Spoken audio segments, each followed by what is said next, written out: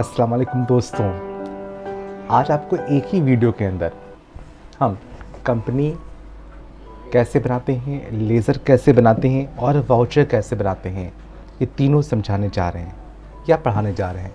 इसके लिए पहले हम टैली प्राइम खोलते हैं और टैली प्राइम के अंदर तीनों चीज़ों को एक साथ में कंपनी और लेज़र और वाउचर को ऑपरेट करने जा रहे हैं। सॉफ्टवेयर खुल रहा है टैली प्राइम का।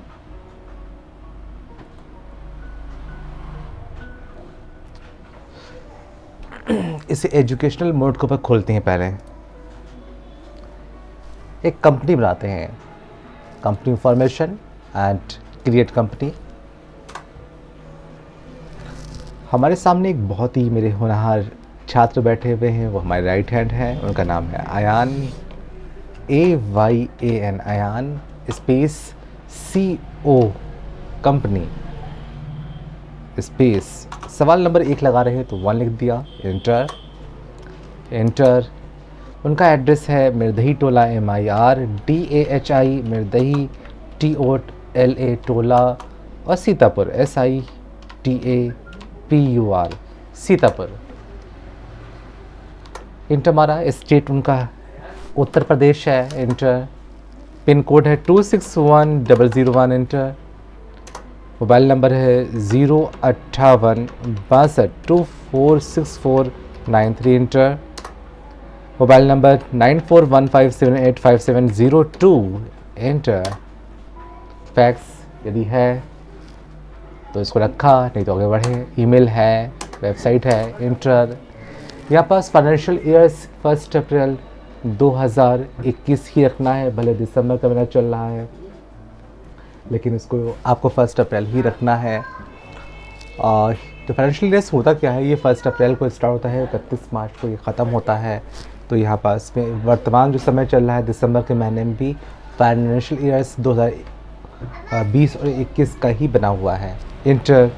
बुक बीइंग फ्रॉम किताबों में लिखा करने का साल, ये भी 1 अप्रैल से 21 से स्टार्ट हुआ, 31 मार्च 2022 तक रहेगा। तो ये इसको चेंज नहीं किया और इस कंपनी को स्वीकार कर रहे हैं, एक्सेप्ट यस।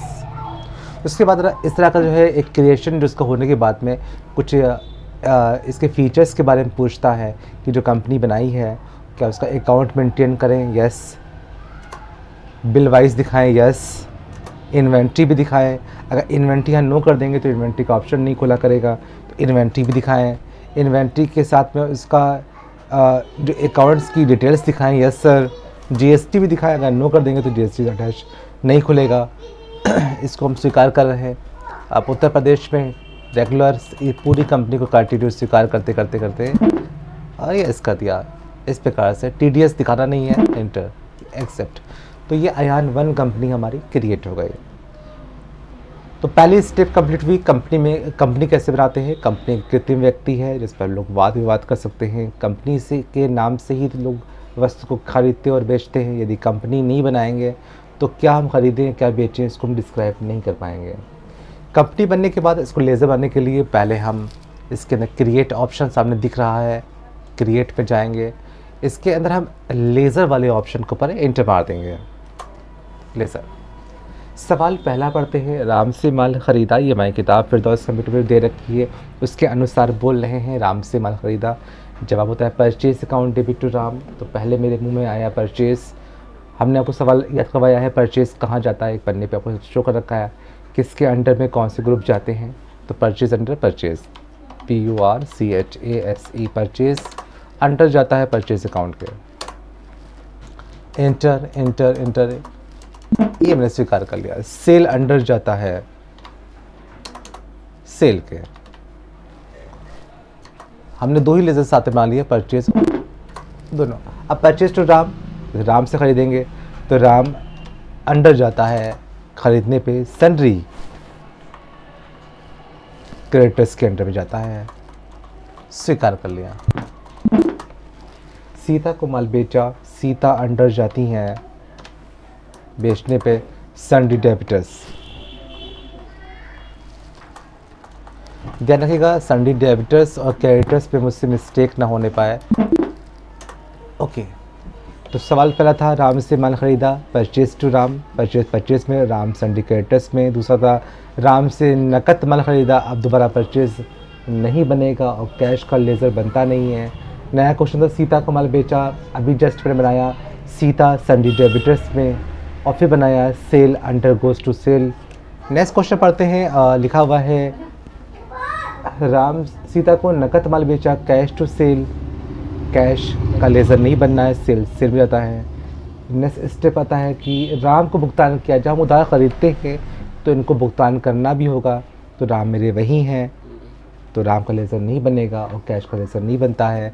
नया क्वेश्चन सीता से भुगतान मिला, जब उधार बेचेंगे तो ये पैसे में कल देंगी, तो कैश टू सेल होता है, कैश टू सीता होता है, तो कैश बना नहीं और सीता हमारी बन चुकी हैं हम। नया क्वेश्चन है मशीन ख़रीदा, मशीन का भी लेज़र नहीं बना है, MACHINE मशीन। मशीन एक संपत्ति है, ये फिक्स्ड एसेट्स पे जाता है, इसको F दबाया मैंने, फिक्स्ड एसेट्स स्थिर संपत्ति, ये इसको मैंने स्वीकार कर लिया, ठीक है। मशीनरी बेचा, कैश टू मशीन, तो हमें पहले मशीन को बेच रहे हैं, अभी जो बनाया है मशीन ख़रीदने की एंट्री करी है, मशीन बेचने पे कैश टू मशीन, तो कैश बनता नहीं, मशीन हमारी बन चुकी है। अगर बनाना चाहेंगे MACHINE तो वो स्वीकार नहीं करेगा, मुझसे कह रहा है द नेम ऑलरेडी एग्जिट, यानी कि दे रखा हुआ है कि नाम पहले से जो है वो मौजूद है, तो आप इसको नहीं बनाएंगे। नया क्वेश्चन पढ़ते हैं। फर्नीचर ख़रीदा, FURNITURE, फर्नीचर ख़रीदा, तो फर्नीचर एक संपत्ति है, ये फिक्स में जाता है और इसका कैश नहीं बनना है। उल्टी entry cash to furniture, furniture बेचने की एंट्री नहीं करेंगे क्योंकि कैश बनता नहीं और फर्नीचर जस्ट मैंने अभी बनाया है। फिर आया भवन ख़रीदा, building to cash, BUILDING, building भी एक संपत्ति है, ये भी फिक्स्ड एसेट्स में जाता है, मैंने F दबाया, फिक्स्ड एसेट ले लिया, इसको भी मैंने स्वीकार कर लिया और कैश बनता नहीं है। उल्टी entry cash to building, cash बनता नहीं है और बिल्डिंग हमारी फिक्स पे ही जाती है। नेक्स्ट क्वेश्चन है किराया दिया, rent account debit to cash account, rent एक मेरा खर्चा है, I दबाया, इनडायरेक्ट एक्सपेंस दबाया, इसकी उल्टी एंट्री हमें नहीं करना है। फिर है रेंट मिला, किराया मिला, इसके माने होता है, तो कैश टू रेंट, रेंट बन चुका, दोबारा इसकी एंट्री नहीं करना है। नेक्स्ट क्वेश्चन करते हैं सैलरी दिया, SALARY, सैलरी भी एक खर्चा है, सैलरी भी इनडायरेक्ट एक्सपेंस दिखाएंगे, इसकी उल्टी एंट्री नहीं बनाएंगे। नेक्स्ट क्वेश्चन होता है सैलरी मिली, कैश टू सैलरी, इसकी एंट्री नहीं करेंगे क्योंकि सैलरी का लेज़र बन चुका पहले से है। नेक्स्ट है कमीशन दिया, COMMISION, कमीशन, कमीशन भी एक खर्चा है, ये भी इनडायरेक्ट एक्सपेंस नहीं जाएगा, इसकी उल्टी एंट्री नहीं बनेगी, कैश टू कमीशन नहीं बनना है। नेक्स्ट क्वेश्चन है मजदूरी दिया, वेजेस, WAGES, वेजेस, वेजेस एक खर्चा डायरेक्ट एक्सपेंस वाला है, तो D दबाया, डायरेक्ट एक्सपेंस, ये हमने इसको स्वीकार कर लिया। ध्यान रखिएगा कि हम लोग कौन चीज़ें फिक्स्ड एसेट्स में दिखाएंगे, कौन चीज़ें डायरेक्ट एक्सपेंस दिखाएंगे, कौन चीज़ें इनडायरेक्ट एक्सपेंस दिखाएंगे, कौन चीज़ें परचेज सन्डी डेबिटर्स में दिखाएंगे, कौन चीज़ सन्डी क्रेडिटर्स में दिखाएंगे, इन सबको एक पन्ने पे आपको याद करना होता है। ये हमारे यहाँ फिरदौस कंप्यूटर संस्थान में इसका एक लेज़र किसके अंडर में दिखाया जाता है, ये दे रखा हुआ है, इसको याद किया जाएगा। तो इस प्रकार से हमारे सारे लेज़र बन जाते हैं। आपको वाउचर पढ़ने के लिए थोड़ा सा बाहर निकलना होगा, तो मेरी दूसरी स्टेप कंप्लीट हो चुकी है, मुझे वाउचर सीखना है, हम बाहर निकल आए, इसे बोलते हैं गेटवे ऑफ टैली। हम गेटवे ऑफ टैली के ऊपर आ चुके हैं। हम यहाँ पास वाउचर पढ़ने के लिए सबसे पहले हम वाउचर पे पहुँचेंगे। जब वाउचर दब जाएगा तो इसके अंदर आता है कि टू एंड बाई अगर ना दे रखा हो तो इसमें एक ऑप्शन दे रखा होता है, चेंज मोड ऑप्शन दे रखा होता है। इसमें लिखा है सिंगल एंट्री, अगर सिंगल एंट्री हम लगा देंगे तो इसमें एंड टू एंड बाई नहीं दे रखा हुआ, फिर चेंज मोड दबा देंगे। अगर डबल एंट्री यूज़ करना होता है तो डबल एंट्री में वो चीज़ टू एंड बाई लिख के आ जाएगा। सवाल पहला पढ़ते हैं, राम से माल ख़रीदना। जो ये लिखा है ये है उधार ख़रीदने का लिखा है। उधार ख़रीदने के ऊपर हम इसको परचेज़ दबाते हैं। हमारे पास में कॉन्ट्रा है, पेमेंट है, रिसीव है, जर्नल है, सेल है, परचेज़ है, अदर्स वाउचर भी, मेमोरेंडम भी बनाते हैं इसका है। तो इसके लिए हम इसको उधार ख़रीदने की पुष्टि करने जा रहे हैं, तो मैंने परचेज़ दबाया।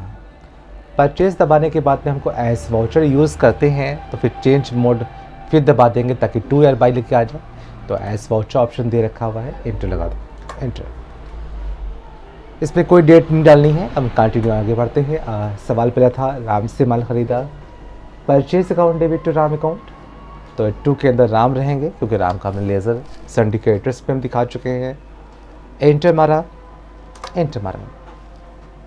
हमको रिसीव्ड नोट्स कुछ भरना नहीं है, आपको डेट नहीं भरना। यदि आप चाहें जो आपके बिल्स में दे रखी हो तो वो सब डाल सकते हैं। मोटर का व्हीकल नंबर वो भी आप यहाँ पर टाइप कर सकते हैं। राम, उनका एड्रेस भी टाइप कर सकते हैं, उत्तर प्रदेश, इंडिया। अगर जीएसटी से अटैच का टीन नंबर दे रखा है तो भी टाइप कर दिया जाएगा, इंटर। मान लीजिए अगर हम इनसे 100 रुपये का माल खरीद रहे हैं उधार, इंटर मारा, ऑन अकाउंट लगा दिया जाएगा, इंटर। यहाँ पे 100 रुपये। अब टू के अंदर तो राम हो चुका है और बाई में हम पी दबा देंगे तो परचेज हो गया। तो इस प्रकार से purchase account debit to Ram हमारी पोस्टिंग। यहाँ पे नरेशन दे रखा है। अब नरेशन में क्या लिखा था है, being goods purchase by Ram, यानी जो हमने राम से माल ख़रीदा है उसकी जो इबारत बनती है, क्वेश्चंस बनता है, उसको यहाँ पे टाइप कर सकते हैं। इसको मैंने एक्सेप्ट करवा दिया। तो ध्यान रखिएगा, आपने 100 रुपये का राम से माल ख़रीदा है। अब सीता को माल बेचने जा रहे हैं तो बेचने जाने पर, उधार बेचने पर सेल दबाते हैं क्योंकि अपने नाम लेके बेच रहे हैं इसको, है यानी उधार बेच रहे हैं तो सेल दबाएंगे। तो सेल जब दबाते हैं तो इसके अंदर फिर से हम चेंज मोड ऑप्शन लगा दें और हम एज वाउचर लगा दें। केवल परचेज और सेल में एज वाउचर लगाया जाता है। तो Sita account debit to sale होता है तो बाई में सीता हो गई, इंटर। हम पहले भी बोल चुके हैं कि आप डिलीवरी नंबर और डिस्पैच नंबर, डिस्पैच था, डेस्टिनेशन, करियर नेम, एजेंट का नाम, कौन सा ख़रीद रहा है, bills numbers, loading and vehicle numbers, ये सब डाल सकते हैं। सीता, उनका address, Uttar Pradesh, GST numbers, place supply. तो हम लोग 100 रुपये का लाए थे और अगर हम 170 रुपये का बेच रहे हैं, मान लिया 70 रुपीज़ प्रॉफिट कमाना मुझे है इसमें, इस सवाल के अंदर, तो इंटर मार दिया, ऑन अकाउंट लगा दिया, बढ़ है आगे और टू के अंदर सेल कर लिया, सेल, इंटर, इंटर, इंटर। और ये हमने, ये जो पढ़ा रहे हैं बिना किसी इन्वेंट्री के पढ़ा रहे हैं। इसके बाद हम जो आपको पढ़ाने वाले हैं इन्वेंट्री के बाद भी पढ़ाएंगे इसको। इंटर मार दिया तो हमने इस प्रकार से इसको स्वीकार कर लिया। तो अगर अपने प्रॉफिट एंड लॉस पे देखना चाहें कि हम 100 रुपये का लाए थे और 170 का बेच रहे हैं तो मुझे प्रॉफिट कितने का हुआ है, 70 रुपीज़ का हुआ है। तो चेक भी कर लें, बाहर निकल आए और हम इसको प्रॉफिट एंड लॉस से पहुंच जाएंगे और हमें जब 70 रुपये प्रॉफिट हमारा नेट दिखाई पड़ रहा है, इसको Alt F1 दबा देंगे तो ये परचेज 100 रुपये किया था, सेल 170 रुपये किया, दोनों में डिफरेंट जो आया है वो 70 रुपीज़ आया है। इसको हम जूम भी कर सकते हैं अपने विंडो और प्लस दबाते तो हमारे पास पे जूमिंग ऑप्शन खुल जाएगा। मेरे पास जहाँ पे हम कर्सर अपना ले जाएंगे, हम वहाँ पास को यहाँ पास 100 रुपये का परचेज़ किया था और हम इसको जो है जो सेल कर रहे हैं 170 रुपीज़ का, वो दिखा सकते हैं। Again control minus, Alt Windows और माइनस, तो सही भी हो जाएगा। एस्केप। तो ये तरीका था फॉलो करने का।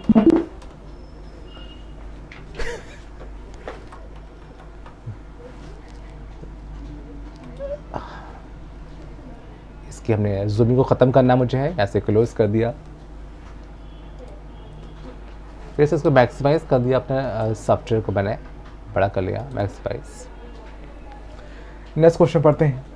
अगला क्वेश्चन है राम से नकद माल खरीदा। अभी इससे पहले हम वाउचर तो ये पढ़ा चुके हैं आपको, है कि उधार खरीदने को परचेज और सेल में इसकी पोस्टिंग हम दिखा चुके हैं। अब नकद खरीदने के लिए हम पेमेंट में दिखाएंगे क्योंकि उसी टाइम में पैसा जा रहा होता है। तो पेमेंट दबाया, बाई में परचेज देगा क्योंकि परचेज टू कैश इसकी एंट्री होती है, बाई में परचेज है और इसमें कोई इन्वेंट्री भी यूज़ नहीं की गई है। डायरेक्टली आप सवाल को मान लीजिए नकद ख़रीदा है 200 रुपीज़ का और टू के अंदर हम कैश दिखा देंगे तो ये हमारा नकद ख़रीदने की पोस्टिंग हमारी हो गई है। नया क्वेश्चन है सीता को नकद माल बेचा, तो कैश टू सेल रिसीव दबाते हैं इसकी पोस्टिंग करने के लिए। कैश टू सेल टू के अंदर सेल रहेगा, सेल दबाया, कोई इन्वेंट्री नहीं। तो 200 रुपये का लाए थे और हमने इसको 350 रुपये का हमने सेल कर दिया और इंटर, इनकम हो रही है, आई हैव करेंसी, ये हो गया इसका नेगोशिएशन। नेक्स्ट क्वेश्चन है राम को भुगतान किया।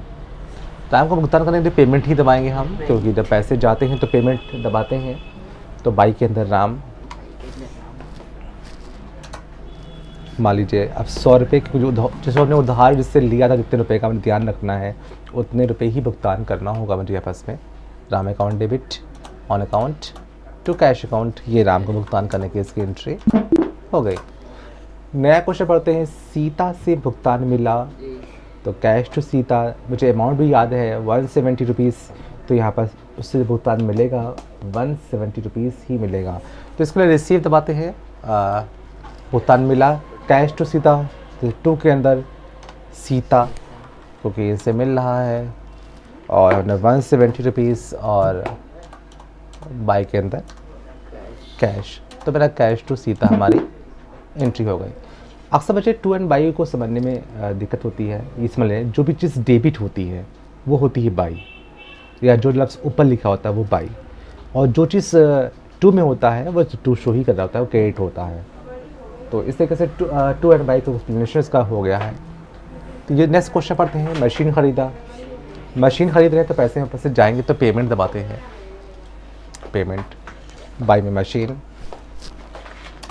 अब यहाँ बस अमाउंट हम अपने अनुसार रख सकते हैं। मान लीजिए हमने समझाने तौर पे बोल रहा हूँ मैं कि 10 रुपीज़ की मशीन ख़रीदा, इंटर और to cash account. Okay, next question है, मशीन को बेचा, 10 रुपये की हम लाए थे और अगर बेचना है तो रिसीव दबाया मैंने, कैश टू मशीन, टू में मशीन, 10 रुपये की लाए थे मैंने, 40 रुपीज़ की सेल कर दी मैंने, 10 डबल मेरी इनकम हो गई, और इनकम कैश, ये हमारी मशीन बेचने की एंट्री हो गई। नया क्वेश्चन है, फर्नीचर ख़रीदा, तो फर्नीचर पेमेंट खरीद रहे नकद, तो पेमेंट बाई में फर्नीचर, एफ दबाया, और मान लिया वो भी 10 रुपीज़ का लाए, और टू में कैश, तो फर्नीचर खरीदेंगे। नेक्स्ट क्वेश्चन, फर्नीचर बेचा, रिसीव दबाते हैं, जब पैसे आते हैं तो रिसीव, टू के अंदर फर्नीचर 40 रुपीज़, और बाई के अंदर कैश। नेक्स्ट क्वेश्चन, भवन खरीदा, पेमेंट दबाते हैं, building to cash, building buy में मतलब 10 रुपीज़, एंड वैसे 10 रुपीज़ की बिल्डिंग्स नहीं मिलती हैं, लेकिन इसमें दिखाया गया 10 रुपीज़ की बिल्डिंग मिल रही है, बड़ी आश्चर्य की बात है। तो 10 rupees and to cash account, ये हमारा कैश की पोस्टिंग हो गई। भवन बेचा, of course build cash to building, receive दबाया, टू के अंदर बिल्डिंग, कितने 40 दिखा दे रहे हैं इससे, तो खाली सिखाने के तौर पर ऐसे अमाउंट बोल रहे हैं, इंटर मारा, बाई के अंदर कैश, ये हमारी पोस्टिंग हो गई। नेक्स्ट क्वेश्चन है, रेंट दिया, किराया दिया, तो जब किराया देते हैं तो पैसे वापस जाते हैं, तो पेमेंट दबाया, बहुत ही आसान सा है, जब पैसे जाए तो पेमेंट, जब पैसे आए तो रिसीव। तो रेंट दिया, RENT रेंट, रेंट मारता है किराया, ये दिया मैंने, मान लिया 10 रुपीज़ दिया मैंने, अमाउंट आप जो चाहेंगे वो उसको टाइप कर सकते हैं, और टू के अंदर कैश, तो rent account debit to cash account इसकी पोस्टिंग हो गई। नेक्स्ट क्वेश्चन है, किराया मिला, कैश टू रेंट, तो रिसीव दबाते हैं, टू के अंदर रेंट, और मान लिया इसको मिला कितना 30 रुपीज़ मान लीजिए, और बाई के अंदर कैश, तो किराया मिलने की पोस्टिंग हो गई है। नेक्स्ट क्वेश्चन है, सैलरी दिया, SALARY, सैलरी, सैलरी मान लीजिए वो भी 10 रुपीज़ दिया, और टू के अंदर कैश, ये रिसीव की पोस्टिंग हो गई है। अगर आप मुझसे आपको नो कर दें, इसके लिए पेमेंट ही दबाएंगे, दे रहे हैं सैलरी, तो बाई में सैलरी और टू में कैश, सही पोस्टिंग हो गई। नेक्स्ट क्वेश्चन है, सैलरी मिली, कैश टू सैलरी, टू के अंदर सैलरी, मान लीजिए 50 रुपीज़, और बाई के अंदर कैश। लास्ट क्वेश्चन था, कमीशन दिया, commission debit to cash account, दे रहे हैं तो पैसे जा रहे हैं, पेमेंट कमीशन, बाई में मान लीजिए 30 रुपीज़, एंड टू के अंदर कैश। नेक्स्ट कमीशन मिला, कैश टू कमीशन, रिसीव दबाएंगे, 2 के अंदर कमीशन, मान लिया 60 रुपीज़, बाई के अंदर कैश, पोस्टिंग हमारी हो गई। एंड लास्ट क्वेश्चन, अंतिम क्वेश्चन, मजदूरी दी, वेजेस टू कैश, पेमेंट दबाते हैं, पेमेंट दबाया, बाई में वेजेस, मान लिया 10 रुपीज़ और 2 के अंदर कैश, ये हमारी पोस्टिंग हो गई। अब हमारा इस सारी पोस्टिंग होने से हमको मिला क्या? इतनी बड़ी जो लिखा किया, लेज़र बनाया, फिर वाउचर बनाया, इससे पहले कंपनी बनाई, इससे मिला क्या? इससे मिला क्या? हम लोग प्रॉफिट एंड लॉस से पहुंच जाएंगे और इंटर मार देंगे तो 300 रुपये का हमको प्रॉफिट हो चुका है, नेट प्रॉफिट। इस पर मेरे कौन कौन से खर्चे हैं, इसको अल्ट्रा F1 दबा देंगे तो हमारे जो चीज़ मिला है वो यहाँ पे दे रखा है, जो चीज़ दिया है वो यहाँ पे दे रखा है, सारे इनकम, सारे एक्सपेंसेस वो सब आपको शो कर रहे हैं। इसके अलावा हम लोग चीज़ और भी देखते हैं, बैलेंस शीट चेक कर लेते हैं 390 रुपये का, क्योंकि बैलेंस शीट में क्यों 90 रुपये कैसे बढ़ रहे हैं? जो हम लोगों ने संपत्तियाँ खरीदी थी अल्ट्रा F1, यानी कि जो संपत्तियों में हम लोग करंट्स में क्या क्या लाए हैं, मशीन लाए हैं, भवन लाए हैं, वो भी इसके अंदर शो कर रहा है। ये ख़रीदा था और दोनों को जो बेचने में जो अंतर आया है वो उसको शो कर रहा है। तो ये तरीका था एक साथ तीनों चीज़ों को फॉलो करने का। Thank you.